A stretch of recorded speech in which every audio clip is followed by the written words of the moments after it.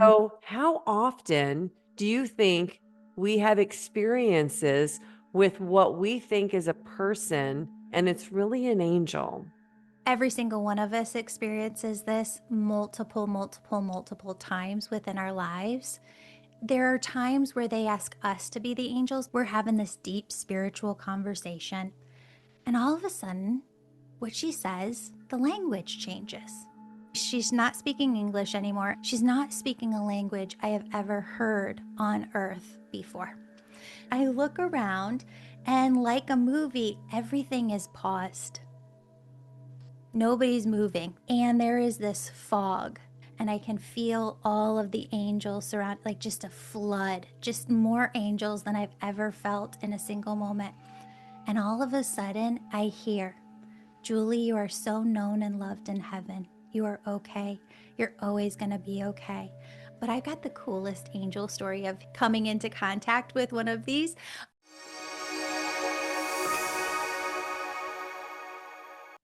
My guest today is Julie Jancis, who is a fellow creator and has interviewed over 600 people who have had spiritually transformative experiences and especially connections with angels. Julie came in awake and she regularly, every day, connects with angels. And today we are going to share some of the most incredible stories that she has come across personally and also with her interview. So, Julie, welcome. Thank you so much for joining us Oh, today. Lori, thank you so much for having me. This is wonderful.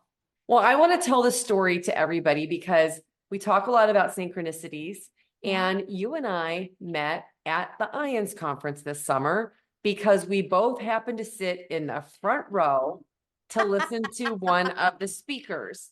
And as that was happening, I overheard you talking to somebody else, and I jumped into the conversation, and then we wound up just getting super connected, going to dinner, and now we regularly meet and collaborate on things that we're doing together. So I don't believe in accidents, and I just think it's so fun that we get to have this conversation today. Oh, amazing. Yes. And that just wasn't like a dinner. That was like this just miracle circle, a restaurant of all, like, how many were there? Like eight or 10 of Eight us? of us, eight of us, I think. Yeah. Yeah. Oh, it was just the warmest, best energy. It was like the rest of the restaurant didn't exist. I know. I think we closed them down too. We did. Yeah.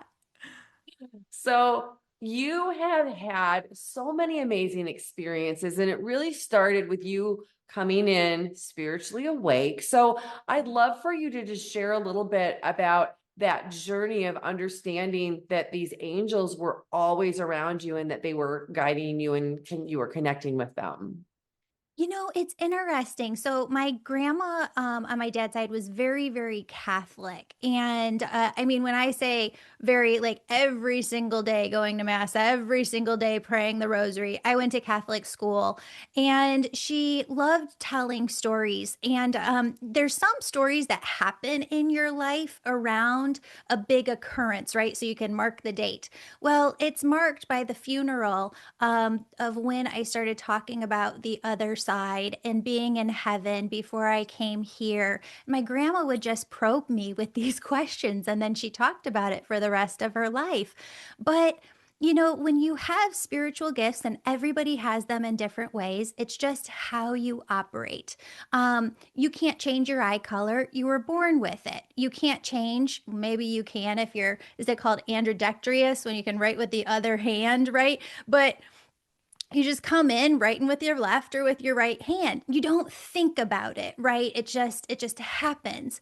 Well, there's also these really, really little things that nobody talks about, nobody thinks about. But if you really stop to break it down, A plus B equals C, you can see that there are different ways that spirit is communicating with you. Some people, and I believe that we all have all of the different clairs, right? But to me, they work in synchronicity. Like they're always working interconnectedly.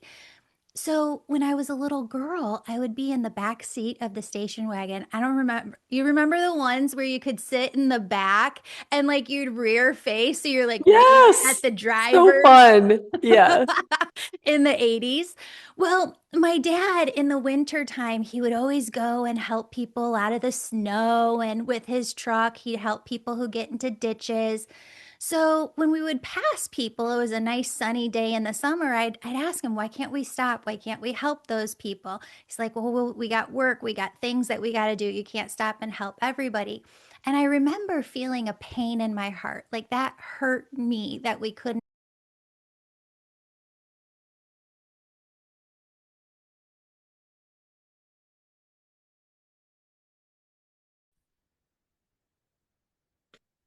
My guest today is Julie Jancis, who is a fellow creator and has interviewed over 600 people who have had spiritually transformative experiences and especially connections with angels. Julie came in awake and she regularly, every day, connects with angels. And today we are going to share some of the most incredible stories that she has come across personally and also with her interview. So, Julie, welcome. Thank you so much for joining us Oh, today. Lori, thank you so much for having me. This is wonderful. Well, I want to tell this story to everybody because we talk a lot about synchronicities, Yeah. and you and I met at the Ions conference this summer because we both happened to sit in the front row to listen to one of the speakers.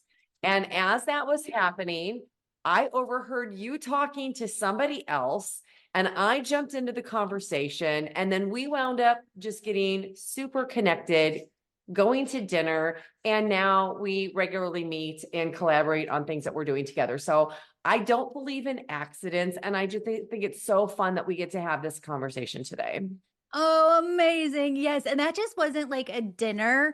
That was like this just miracle circle, a restaurant of all, like, how many were there? Like eight or 10 of us? Just, Eight of us, I think. yeah. Yeah. Oh, it was just the warmest, best energy. It was like the rest of the restaurant didn't exist. I know. I think we closed them down too. We did. Yeah.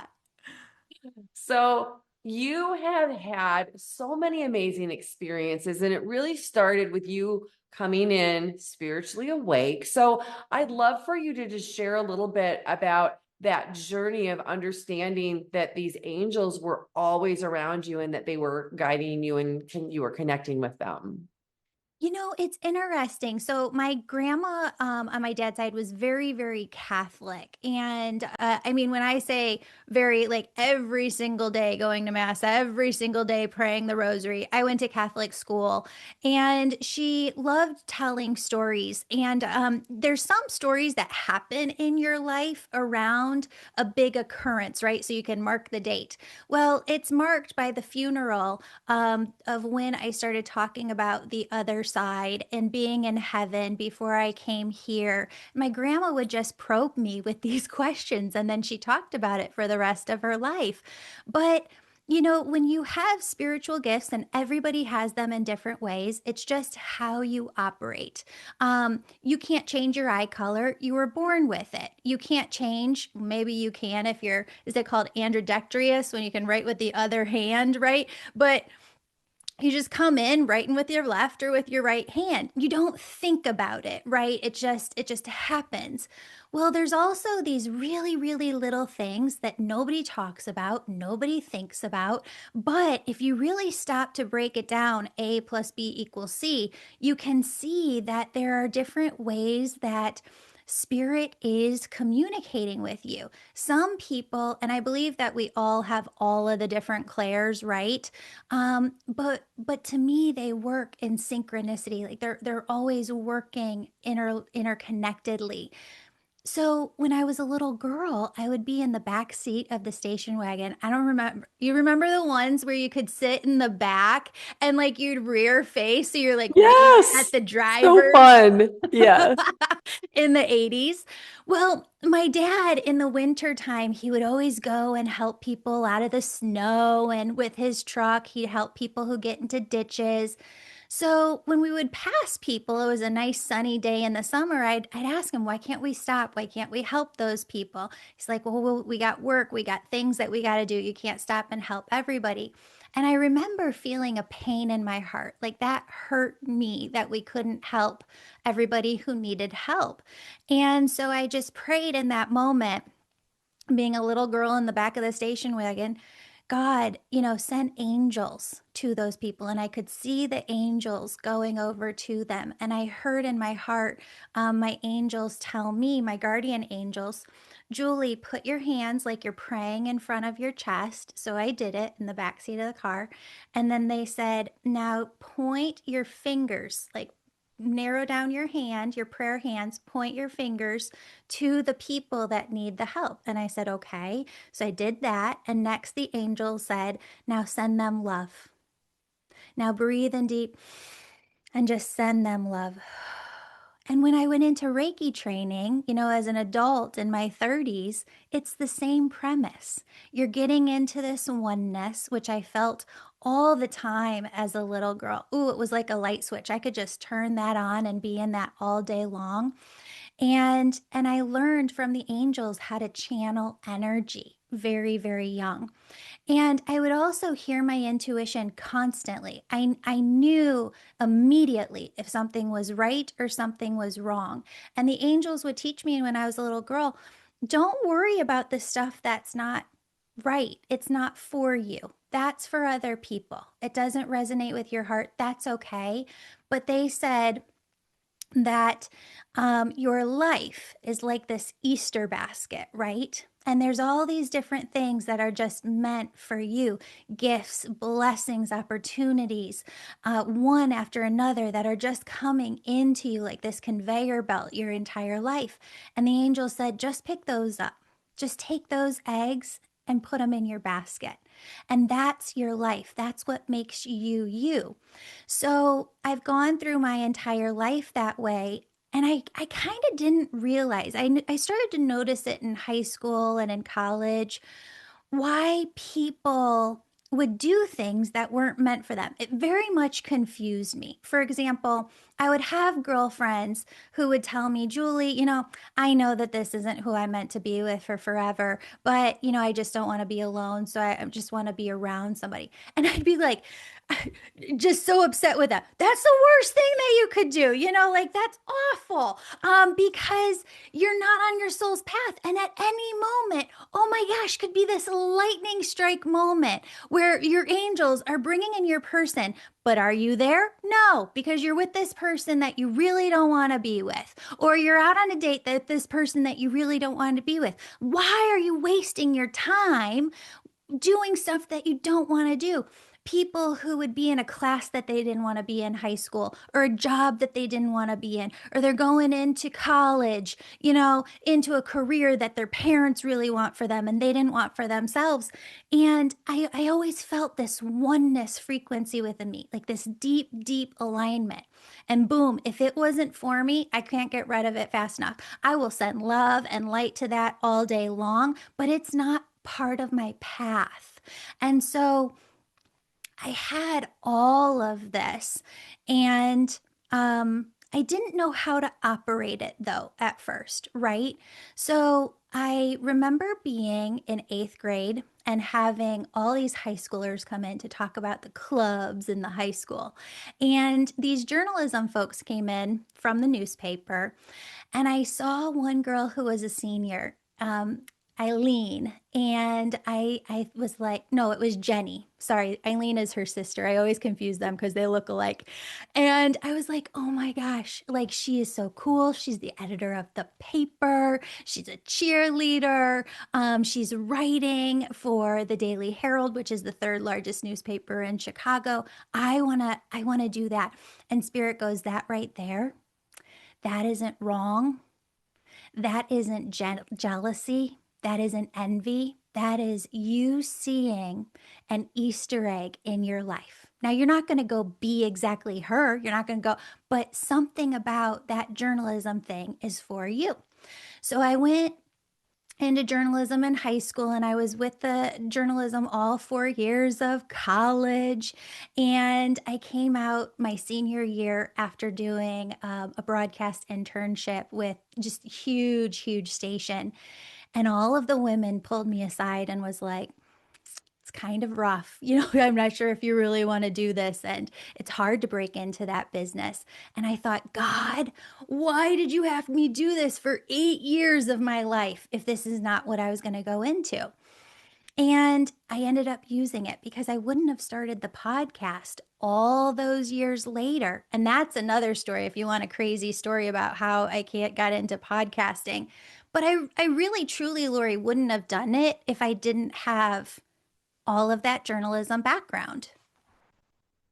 Incredible. I love all the synchronicity about that. But more than that, Julie, I think a lot of people listening are probably a little bit envious of you being so sure of yourself so early on and being able to have these breadcrumbs where you knew what was for you and what was not for you. Because as a person who did not have that intuition the way that you did and that assuredness, there are probably a lot of us watching who are like, wow, had I known what I know then, I would not have known. But I'm going to say, I feel like everything is happening for you and not to you. And if Oh, you were meant to have the discernment that you did, you'd have it. yeah. Otherwise, you're picking things for a certain reason. To your point, maybe that journalism, maybe these things that we look at as mistakes or things that we wish hadn't happened. With hindsight later, we realize, oh, this has served me in X, Y, and Z. So amazing to hear somebody that young who would have that discernment. Super cool. So, will you explain a little bit as you're young and you're seeing these angels? What are you seeing? Are you seeing kind of what we see in the cartoons with these angels that are ethereal looking with the wings and you see through them, or are they more solid? What do they look like to you? So I see with my mind's eye, and I confuse this for the longest time because I have spent time with angel messengers who see with their eyes open, and it is different for them. Side note, I went to spend the weekend with one of the biggest spiritual angel messengers on earth, and all weekend long, there was like 30 people in the audience, and she'd be talking to different people because I've gone through a lot this year. It was a really, really painful year. And I was like, I just need to be in healing. Like, I just need to go and be a participant. So I went, and I'm asking her soul if it's okay to share this story, but I'm not saying her name, so I think it's okay. So I'd see her talking, and she'd be working with one person in the audience. And I saw all of these angels around her, and you can feel them. And it's almost kind of, you're right, like ethereal, this outline that you can see within your mind's eye. When I see loved ones in my mind's eye, sometimes I'll see my dad, but that would mean your dad. Sometimes I'll see a silhouette. The angels, you can feel their energy very, very palpably. And so, what I would see, so she's sending angels and she's directing them. So she's not talking at all. The person is talking, conveying their heart, talking about their truth. And here she is. She's got an angel coming to both of their sides. And then I see their wings open up both around them, where they are just covering this person in love. And they are sending from their being, oh, just like this waterfall of beautiful love, joy, peace, bliss, ease, grace, strength to this individual. So I said to her, you send two angels to every person. You send angels to every person. And then I would see them go back. So when she was done and the healing was complete and what needed to take place took place, they went back to her. And she said, shh, it's got to be our secret. And I said, okay. But I hope I didn't like betray her trust by saying that. But that's how I see it, right? Like, that's the best way that I can see it is everybody has angels. When I come into um, your auric field, there's a U shape around the back of your head. And when the first time this happened to me, I remember thinking, I have never read that in any book. I haven't seen that anywhere. I must be making this up because this is crazy. Like, how is there just this U shape? And then after I've been talking about it so many years on the podcast, I've started to hear other healers say the same thing. It's because we do. We see them in this U shape behind a person's head. When I'm doing a reading, angels will step forward if they need to communicate a message. And that's how I know who's communicating the message. And then they'll step back into line. And then let's say your dad steps forward and I see the silhouette of a father. Describe that to you and what he's talking about. That's how I know who's communicating the message. Now, sometimes in a reading, the angels will come forward with a loved one, or the loved one will be talking and then the angel steps forward too, meaning they're both on this, on your spirit team. They're helping you, guiding you in this way.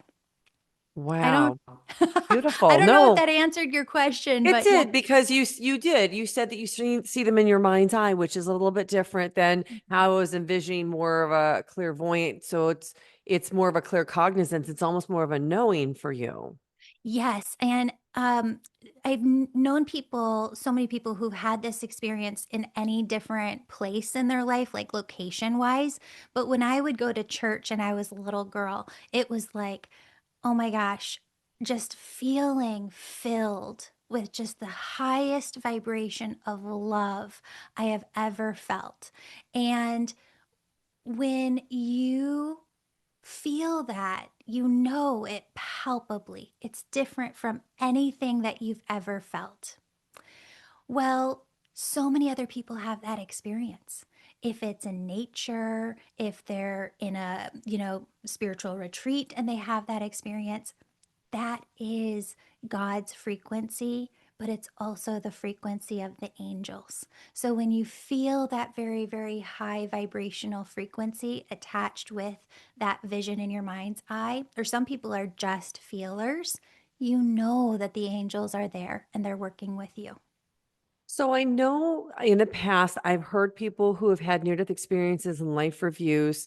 They've been shown different times when angels actually aided them, but as if they were a person in a human form. And so one of the stories, one of my favorite ones is this woman was talking about how she was in college and she was not feeling good and she had to get back to her dorm or she was going to get locked out if she wasn't back by this curfew hour. And she realized she didn't have enough money to get on the train and she wasn't going to be able to get back. And a man stepped forward in a trench coat, dressed in business attire, and handed her a $20 bill and said, "Get home safely." And she was shown in her life review that that was an angel. Mm-hmm. So, how often do you think we have experiences with what we think is a person and it's really an angel? I'm going to say it in two different ways. Every single one of us experiences this multiple, multiple, multiple times within our lives. And there are moments, in a movie where there's that moment that the angel or the divine places a hand on your shoulder. There are moments where the angel comes in and places a hand on your shoulder. I felt it when I was in Jewel, the grocery store near me, right before Thanksgiving, and I had already donated a meal for Thanksgiving, but I felt that placement on my shoulder where you can give like $75 and they provide an entire meal to a family. I heard do it again. And so I did. There are times where they ask us to be the angels, but I got the coolest angel story of like coming into contact with one of these. Um, when I was in right out of college, you know how oftentimes people with near death experiences have suicidal thoughts and they just, exactly what the energy is like on the other side. And it sometimes you're like, well, why am I here? Right? Like, this is so heavy and so hard and so challenging. And it was one of those times in my life where everything was just kind of breaking all at the same point. I had just graduated high school, or sorry, college. My mom and my sister had just moved to a different state. I was all alone here, but I just felt like Chicago was the place to stay. My family was going to be here, my work was going to be here, but I was all alone. And I was having suicidal thoughts, but I didn't know how to communicate that, and I didn't know what to do. I was working for a university at the time, and in their alumni association, you got to go on conferences. I'd always wanted to go to Seattle. It's like on my bucket list. And I asked my boss because I saw this pamphlet back in early 2000s, right? Pamphlets back then. Um, there's this conference in Seattle, which crazy enough, IANS is in Seattle next year. It's wild. I just want to go for this story to like just be in this energy again. And it's 444. Of course it is. Yes. So I see this pamphlet. It says there's this conference in Seattle. I know my boss is going to say yes, and I hear my angels go asked to go a couple days early. Okay. March into my boss's office. Can I go to this, and can I go take a couple of days off to go early? Yes and yes. So I book the trip, get in, and then I land at the airport and I'm like, all right, what now, God? I'm here. What do you want me to do? And I heard, go to the hotel, check in, get some sleep. You're tired. And then wake up and go to Pike's Place. You want to see them throw the fish. I don't know why, but I just like, it's one of those Easter eggs, right? Like, I just always wanted to see them throw the fish. So that's exactly what I do. I don't set an alarm to get up. Like, I just wake up naturally, get ready, go downstairs. And immediately after you come out of the doors, you walk down a couple of steps, you're at this light, and the light's red. I'm shoulder to shoulder with this beautiful African American woman who's 10 years older than I am.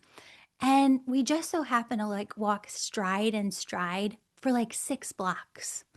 And I'm tall and she was much shorter.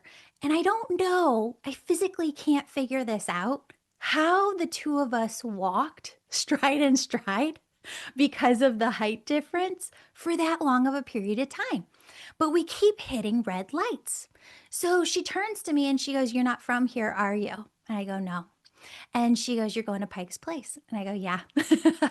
And this is like a Tuesday afternoon or like a Wednesday afternoon, right? Not anywhere near COVID 2005, right? And nobody was working from home during the week back then. So she goes, "Well, go with me. I'm just going over there. I'm gonna like walk around. I got the day off. Let me show you the city." I'm thinking this is a traveler's dream to be in the city that you want to be in and get to see it from their perspective. True Seattlean, right? So we go over to Pike's Place. We're walking around the entire city for like 5 hours. And we sit down at this Starbucks to warm up. We're having this deep spiritual conversation. And all of a sudden, what she says, the language changes. I'm like, she's not. I was a history major, political science minor. I don't know all languages, but I know a lot. Not like they know them, but I've heard them. And my first thought was she's not speaking English anymore. And the second thought was she's not speaking a language I have ever heard on earth before. So all of a sudden, I look around and I swear to you, I am the most practical person. But this happened. I look around and, like a movie, everything is paused. Nobody's moving. The conversations are paused. And there is this fog. And here is this woman in front of me, and she's continuing to speak in tongues. And I feel the holy, like the presence of the Holy Spirit, and I feel an even higher vibrational frequency than I've ever felt before. And I can feel all of the angels surround, like just a flood, just more angels than I've ever felt in a single moment. And all of a sudden, as she's speaking this foreign language, I hear, "Julie, you are so known and loved in heaven. You are okay. You're always going to be okay. Um, Julie, you are known and loved in heaven. It just kept repeating. And it was like, as it kept repeating, like, you are known here. You are loved here. You are here for a reason. I was getting all of this like a download deep within me. And something was happening where something was healing very deep in my soul. And she didn't know that I was having suicidal thoughts. She couldn't have known. I did not share that with her. But it was like it healed that. And I knew I don't know what's going to happen in my life, but God's got me here for a reason. I'm going to be okay. And I just felt like everything changed. And she woke up. She kind of came out of it. Everything went back to normal. Happened so fast. Felt like I was in it for about 2 or 3 minutes. She came out of it and she goes, "What was I just talking about?" And I had this stun-shocked look on my face. And I was like, "You are not going to believe what just happened. And I promise you, I am not crazy." And she goes, "Oh, that happens all the time." Like, what? What are you talking? That happens all the time. And she goes, "I don't know. It's just like a gift. I have the gift of speaking in tongues." She's like, "I'm at airports. I'm over here. I'm over here." And oh my gosh. But she said the person always understands the message. I'm so glad you shared that. What an Crazy. incredible story. So she was a human with a gift. She was not an angel who just stopped the time. It was just how things worked. I've talked to one other person who I knew personally who had an experience where time stopped. Like it changes everything in your life when you have that kind of an experience. Because, I do feel like I'm one of the most practical people from that journalistic background. I was taught, I was trained for 8 years to look at both sides of a story, to really understand the middle ground, to not go way into the woo, to really understand like the science behind things. And I wouldn't ever, gosh, you experience something like that and there just are no words. Yeah. Yeah. Mhm. Exactly. Okay. So you also mentioned before that you got good at hearing your intuition. Mhm. So I'd love for you to share a couple of examples of where you heard your intuition and you listened. And if you have one example of where you heard your intuition and you did not listen. um, I think it's easier to learn from the times when you didn't, because Okay. everybody has that time in their life where we get mad at God in a way, or we didn't listen and it worked out badly. My mom's got a great one. My mom was in her 20s. And all day long, for weeks, we're planning like I'm going with girlfriend. She was college age. They're going to go down in Chicago, night on the town, going to dress up. Everybody was so excited for this. And she didn't know why in her physical body she felt all of this anxiety the day of. Like, I shouldn't go, I shouldn't go. And she just felt nervous and like clammy and she was like, it was the weirdest thing because in her mind, she wanted to go. She was excited to go, but her body was like shutting down.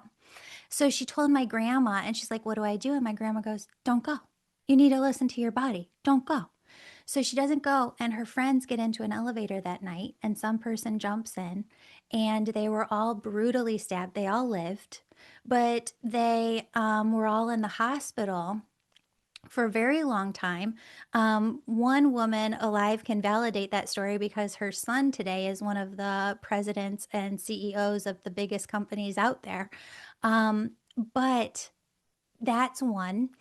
When I was right out of school, too, shortly after Seattle, I was praying every single day. God, give me something to write. You know, I'm a good writer. I've got this journalistic background. Let me write spiritual stories that bring people back to their soul self, back to the angels, back to you. And I kept hearing, when you're 33, you'll know. Just focus on reading and learning. And I always hear things repeated. And I do find that my clients get this too. When God says something, you get the message. And oftentimes it's little. It is more simple than you could ever make it out to be, but it is the first Easter egg. And if you don't go take it and you don't go use it or open it, you don't get the next one because they go in chronological order. So God goes, when you're 33, you'll know. Maybe I was like 23, 24 at the time, right? And I am pissed. I am pissed because I'm like, God, I have to wait 10 years to write. This is complete nonsense. And I've got a sailor's mouth at home. I don't know. I watched too much Jersey Shore growing up, but, or in my 20s. But I'm like, this is complete BS. I gotta wait 10 years. This doesn't make any sense. It's because I'm bad or I'm wrong. And I put a lot of shame on myself because if I was a better writer or if I was better, then God would give me something right now. So I kind of pushed God away. You know, when we get resentful and we don't realize that we're doing it, but we're really the ones pushing either a person away or God away. And it took me about a year to come back to it, but like, all right, well, I'm going to start to go to these spiritual conferences. God is leading me to, all right, I'm going to read these spiritual books. So for 10 years, you know, just reading and absorbing everything that I could go to. When I was 33, my dad passed away. And that is when my gifts came in full blast because my dad and I were estranged. And he passed on August 5th, 2015. That day, I'm combing my daughter's hair and I keep hearing she needs a hairbrush like I used. She needs a hairbrush like I used. Again, listen, it repeats, right? Every day that month as I'm brushing her hair, she needs a hairbrush like I used. And I remember hearing the voice. And you know how Eckhart Tolle talks about your thoughts split, your consciousness splits, and you become the observer of your thoughts? Well, these gifts had been with me my entire life, but that was the first time that I became the observer of my thoughts and I could see it and I understood it from the divine perspective and not the human perspective. And when I was hearing this, my second thought was, what kind of hairbrush is this freaking voice talking about? The only hairbrush that I use is this big old black paddle brush. I don't get this. What the heck? And then the third thought was, I'm going crazy. Can't tell my mom, can't tell my husband. I don't want to get locked up. Probably have past life stuff from that. And I was like, what the hell is happening to me? A month later, I'm at work. My sister doesn't call at work because she's working. She's calling on repeat. And I'm in this meeting, business meeting, professional meeting. And she goes, Juge, Dad's passed. I'm like, what? Immediately out of my third eye, I see this vision of my dad combing my hair when I was a little girl before school. He always did. He worked the night shift, so he'd get us ready, then come home and go back to sleep with his hairbrush. It was a wooden handlebar with these boars like bristles. And I said out loud and didn't even realize it, oh my God, my dad's been talking to me. And my coworker goes, what do you mean your dad's been talking to you? And I told her, and she goes, oh, you got to go to a psychic or a medium to figure this out. And I go, you don't understand. I went to Catholic school growing up. Then when my parents divorced, I went to this big mega church. I can't go to see a psychic or medium. Like that's not allowed on the books. And she goes, no, you got to go. And your dad is reaching out to you from the other side. You owe it to him to figure out how he's doing this and to reach back. So I started, and I actually worked with Pat Longo, who taught Teresa Caputo. I worked with a bunch of different people and learned how to develop my gifts. And immediately, the very first time that I'm doing a reading for another person, that's when that U shape comes in. And there's angels and guides and loved ones. If your pets are on the other side, they're there. And so, how do you hear it and you listen to it? It doesn't change. And this is the last thing I'll say, because I'm sorry this is long, but I have worked with women who are in their 50s, their 60s, their 70s, their 80s, who say, Julie, I have been praying this prayer for 20 years. And I said, okay, well, you know, what did you pray 20 years ago? What'd you hear? Okay, what are you praying now and what do you hear? It's the same thing. The directive is the same thing. We have to realize that the way that God directs us is using our free will too. And that free will is to see that little teeny tiny Easter egg in front of you and go, ooh, I'm going to accept it, embrace it, this love, this gift into my life. And I'm going to go do this one teeny tiny little thing. Or I'm not. I didn't have to book a trip to Seattle, but I listened, you know. Um, but when I was 33, my dad passed. And being mad at God for those 10 years, I had no idea because when I was 33, all of it came together and I understood it all. And what I understand now for anybody who feels called to work for God in their life is that we are so eager to serve and to help and to be beneficial to others to kind of reach this peak, but there is no peak. It's enjoying every single day, getting out of bed and just going, all right, God, what is on the docket today? How are we helping? How are we serving? How are we being angels to other people? Like that is it. That's it. And if we can do that, it's just service and being in joy. Oh my God, that is living in heaven on earth. It is. Oh, I love it. It's so funny. You're so cute because you're like, oh, I'm going so long. And I was listening to every single word and I had never once thought about the time as you were telling it. For you, you've told it before, so you're thinking about the time, but nobody listening was thinking about the time. Oh, thank you, Laurie. I love I you. love you. Okay. You also said that you channel energy. So Mm, let's talk a little bit about how you do this, what this means, and is this something everybody can do? yes. So, when I started to see the angels coming in and talking about how this all works together, energy is the language of the universe, okay? So we could say different words to one another, and it's going to make us feel and think different things within our body. I could say the word divorce to you, and it's going to shoot a vibration through your body. I could say wedding, and it's going to recall a memory. I could say vacation, and it's going to bring something up. But really, you don't need words for any of that because all of it is vibration, which is how they talk and communicate on the other side. It's telepathic. How do they make you recall a memory of a wedding over there? They send the vibration to you.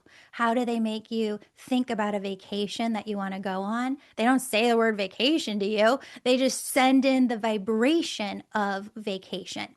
So, what I saw very, very clearly is that here are all these different people. Now, this was 2015, right? Here are all these different people going through all these different certification programs. Hey, they're going to go through mediumship, and then they're going to go through angel message school, and they're going to go through Reiki school and Reiki training. And the angel said, this can all be done in one. We don't have to go to all these different trainings. You can learn it all in one. I said, okay, show me. So they brought somebody to me, and within 1 week, I had 7 different people come through my door because when I started doing my readings, within 3 months, they were just completely booked out. Um, so I had 7 women come in and said, would you ever think about teaching me how to do this? Do you think I could do this for myself? And here the angels are like, yes, they have so many gifts. And if they could waken their gifts, then they could be helping other people. And I got this immediate vision of here we are as human souls, like miniature suns. And we're radiating out our energy. And if we teach other people what it is that we know, then they become these miniature suns that are helping other people. And I saw this webbing out and kind of like the lights behind you, boom, all of it coming on in the world, right? Like just this massive.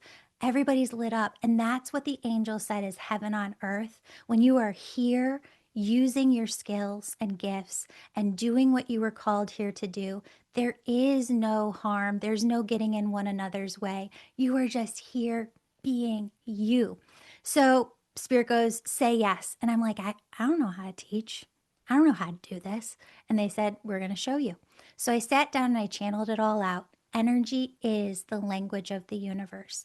When you understand how to read energy, then you tune into the vibration of the angels and you can feel when they're there. And I show people how to decipher which angel is there. And then you can feel and you can see loved ones stepping forward. And then you can receive the message and you can learn how to put together a very much longer message. But that's how energy ties in. If you, because I call it the Angel Reiki School right now, my program, I might change it, but I do that because that energy is the foundation to understand the vibrational currents that you're actually reading. And that's what the angel said too. Because I used to be scared, like from my just religious upbringing, like you can't go get a reading. Like, what is this? It's no different than reading a book. A reader, whether they're an intuitive, angel, psychic, whatever medium, they're just reading your energy as if it were a book. And that's what's truth. I can go into anybody's energy and I can tell you everything that you need to know from your angels in that moment. Beautiful. That's Yeah. super helpful. I'm so glad you shared that. Yay.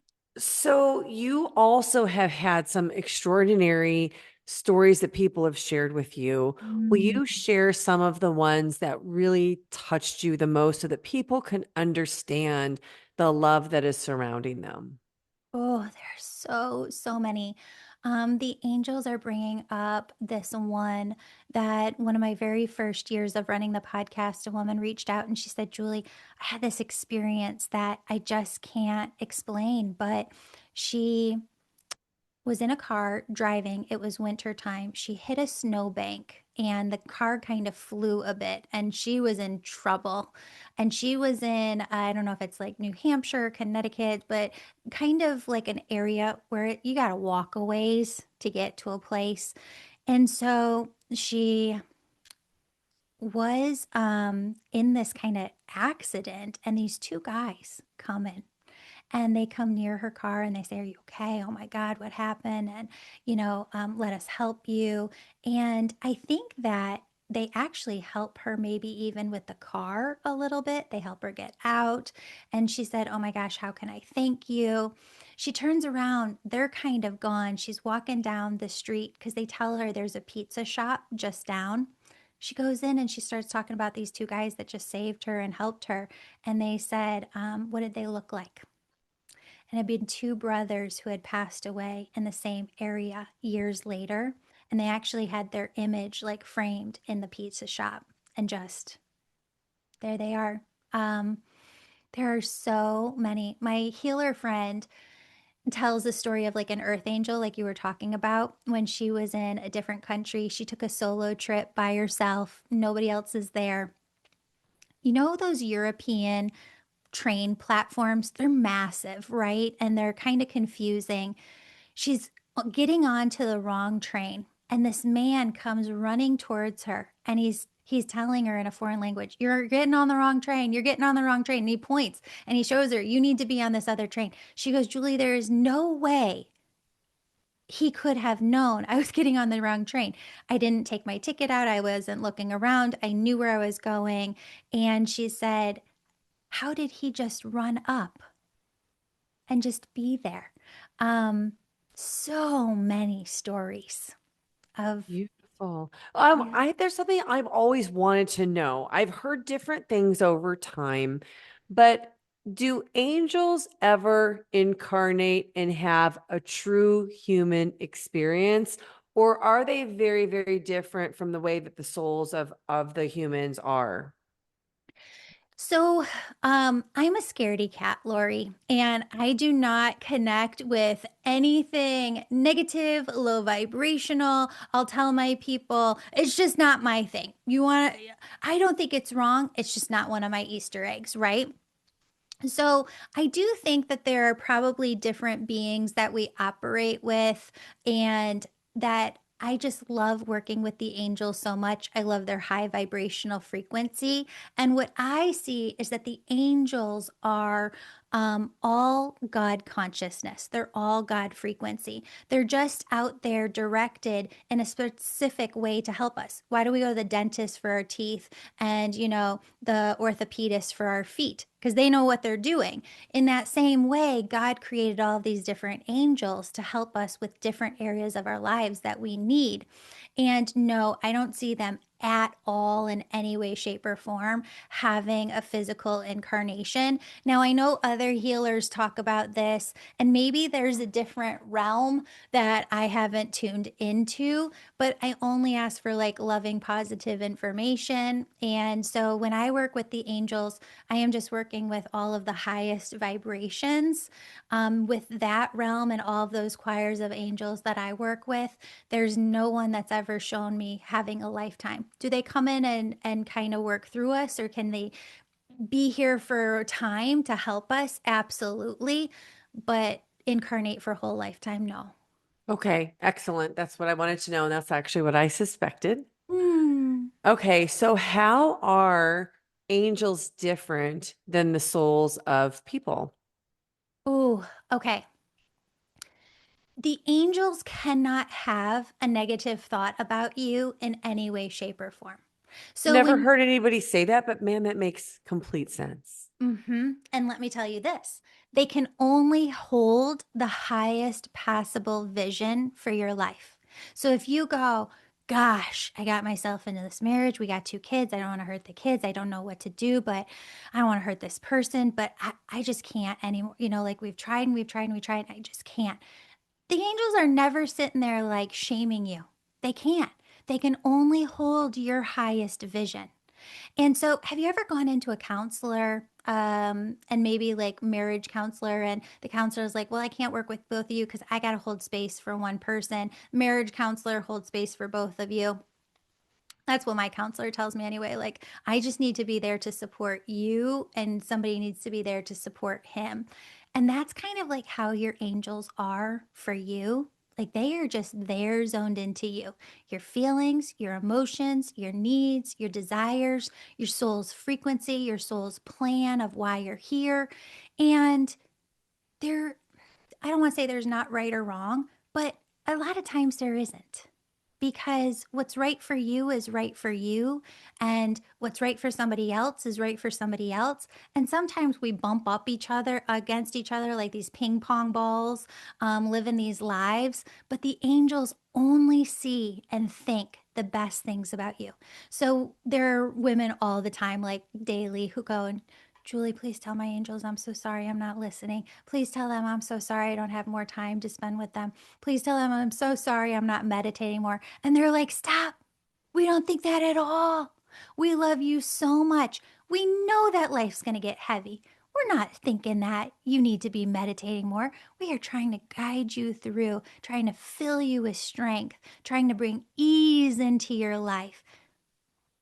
They don't put a single pressure on us ever, which is why, I'm going to get this statistic wrong. I gave it in my TED talk, but it's like 92% of people pass away with regrets. And of that, or maybe 82, but the biggest percentage is people passing away because they regret not doing something, thinking that other people would think badly of them.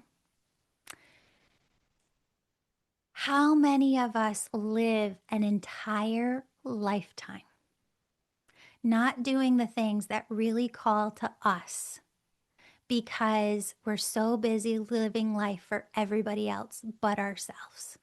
If you I'm sure there's a just lot. if you just tune into your angels, if you just let them guide you and love you, that's it. That should be the name of my book. Let your angels love you. Because if you just let them love you forward, oh my God, your entire life changes. Tell people what the easiest way, if they've never done this, they've never had a conversation with their angels, how does somebody start? Yeah. Um, So I do have an angel membership, and this entire year, we're going through one new angel every single day, who they are, how they work with you, and an easy skill to learn, intuitive exercise to integrate into your day so that you effortlessly like working with one angel each week. But if you don't want to do that, there are so many books on Amazon with angels. I've got a book, it's called Angels and Awakening. It walks you through how to get into oneness, how to work with your angels over a series of weeks to get to know who they are and who's on your team. Just calling them in. You have to learn about it, right? Like at some point, we learned about brushing our teeth, got to go to the doctor. Like there's just different people that we work with that are part of our earthbound spirit team. So you have to just learn who they are, and just start reading about them and asking them to come into your life. Just pause and say, "Angels, I want to feel your presence with me, and your wings wrap around me. I want to see signs in my everyday life, and I want to know who's working with me. Show me the way." And they'll show you, they'll give you one little nugget of information. Go do this. I promise if you listen to that, then they're going to give you another one. If you listen to that, they'll give you another one. And it's just following. I have no idea what's going to come of my life, but I am so excited to live it because I just wait in expectancy and anticipation every single day of, all right, what gifts, blessings, miracles, opportunities do I get to come into today? Beautiful. Hmm. So if you've done all of these readings, Yeah. what would you say is the average number of angels that each of us have working with us on a daily basis? Okay, so this number is going to blow people away, but I am really, really serious. Like people who work with angels, if they're real, they can't lie. Okay, they can't lie and they can't tell you a non truth because it completely shifts their vibrational frequency to be off. And then everybody around them can feel it.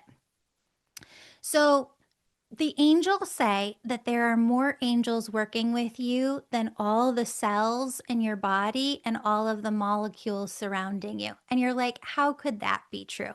There's infinite infinities. That's how. And the cherubs that we think of as small, tiny, tiny baby angels are really as small as the cells in your body.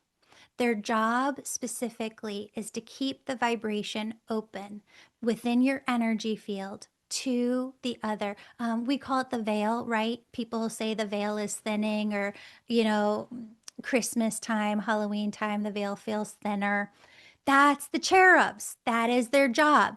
You can feel that any time of year. You just ask them to. You just ask the cherubs to open up the veil for you to feel oneness with heaven right here, right now. And boom, like that light switch, it starts to activate within you. But then you have archangels. So cherubs are different choir of angels from your archangels. They're working a lot with your purpose, your relationships, why you're here, your emotions, a ton. Then you have the seraphim angels who are really trying to shift. They're here for this massive shift, Laurie, of everything that's happening here on earth right now. They hold a vision of heaven on earth and they are trying to walk us towards it. That was not the answer I was expecting you to give. Aww, better or Wow. worse? Well, I didn't have an expectation really. I Okay. just thought it would be a number that would be a number I could hold in my mind. What you Mm, did to me or to the audience when you said that is kind of how I felt when I described the source energy on the other side. And I always say it's like a billion suns. And I'm not being hyperbole when I say that. And I don't mean that in a light, I mean that in an energy strength. And I cannot wrap my human brain around 1 billion with a B. So, in saying that, it's just a number that we can't conceive of yeah, within the human constraints that we have placed upon us right now. yeah. Um, So, why would it be any different with the angels, I guess? Yeah. When you were at the IANS conference, there Mhm. was the one where it was like in the downstairs auditorium room with the big screen, Mhm. and this woman, a researcher, doctor, showed a picture that the Hubble telescope took of all of the different galaxies, I and that didn't see in that. each one, I'll send it to you. Okay. In each one, you're seeing hundreds of them, right? And she goes, in each one, there's 200 billion stars. And you're like, no way.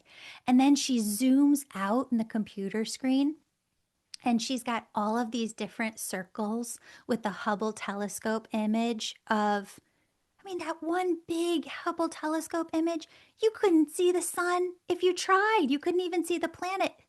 We have no idea how big is. And Spirit has said years ago, it's infinite infinities. That's what infinite is. You think of infinite as infinite. No, it's infinite times infinite. Wow. I remember hearing one time a statistic about the stars, and they said if you just looked into the sky of what you could see, there are more stars in that vision that you can see than there are grains of sand on the entire earth. It's Just in insane. that one little slice, right? Yeah. Yes. Yeah. So It's I think that it incredible. it all makes sense though, because everybody who goes to the other side talks about not having words and Mhm. not having the ability to really understand with the constraints that we have around our humanness, around our brain's inability to grasp some of these things at the magnitude that they are. But we are the most powerful souls. We are on the other side love. We come here to experience love. Yeah. But who you are, you'll not truly know and understand until you're not in your human body and you're on the other side. But you're going to be blown away because whatever vision you think you have of God, that's you. The vision of God you can't even imagine. It's true. Yeah. Mm. And it just makes you turn on that oneness energy more and feel it. Right. And that's why we need each other, because I think we feel it activated within us when we are in community with one another more. Mm. Yeah. Absolutely. And when you look at another and you don't see competition, you Mhm. don't see lack, you don't see that anybody is taking away anything from you. I'm just reminded, I feel very impressed right now to share this, but I had painted this painting a long time ago for my mom because she used to think that if somebody bought something the same that as what she had, she would be upset about it because she said she didn't feel special anymore. And I painted a painting for her called Special Isn't What You Do, Special is Who You Are. So Mm, nothing that anybody has can ever take away your specialness. I love that. It's beautiful. It's really beautiful. It's And it's true. true. Yeah. It's true. Yeah. It's true. Well, Julie, I would imagine that people by now who have been watching would love to hear where they can listen to your podcast. And oh my gosh, you've done so much work for so many years. And I know Thank you've got you. Instagram and you have a lot of different things. And then you have these courses that people can take. So tell everybody where they can find you and work with you. Oh, thank you so much. Yeah, I've got the Angels and Awakening podcast, and then it's the angelmedium.com, or you could go to, it goes to the same place, juliejancis.com. Let's But spell it. right, Julie, Janci, as an igloo, U as an umbrella, S as in Sam, juliejancis.com. And if you're Lithuanian, you probably know I'm pronouncing that wrong. Our family That's hilarious. They said there's some Lithuanians listening and they're like, they don't pronounce it that way. And I'm like, okay, I will say that. It's Jancis, but we don't pronounce it that way. We pronounce it Jancis. But no, I've got the angel membership and I've got the angel Reiki school where you can learn how to develop all of your spiritual gifts. And if you're like, Julie, I don't need to develop my gifts. I just want to work with my angels for myself. That's the membership all year long. And both give you a certification. You get your angel mastery certification that you know I think all you the should get your angels. angel wings. That's what I think. Ooh, I love that. I love that. Yes, that's perfect. Yeah, but that's the membership. And then the Angel Reiki School is all about developing your gifts. And if you want to serve, so many people feel called to serve. A lot of people take this back into the career that they're working in or start a business from it. And, a lot of people that come through the program are retired working on a second business, and content creation is not going away. Like the way to serve people, this is the way to kind of go into your hobbies, find out what you love to do, and make that your life's work. And if this is what you love to do, I'd be so blessed to get to work with you. And if you do what you love, you never work a day of your life. No, you don't. No, heaven on earth. Heaven on earth. And isn't that what we're all trying to do right now with this awakening? So, Julie, I want to thank you. I want to thank you for the beautiful energy that I got to experience in person. You are beautiful inside and out.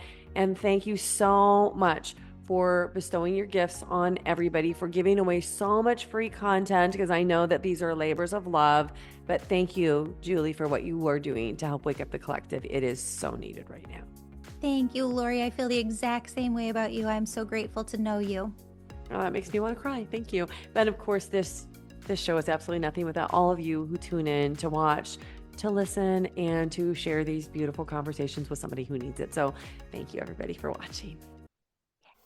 I'm Laurie Majka. If you like stories that open your heart and expand your soul, hit subscribe. This channel is Waking Up the Collective.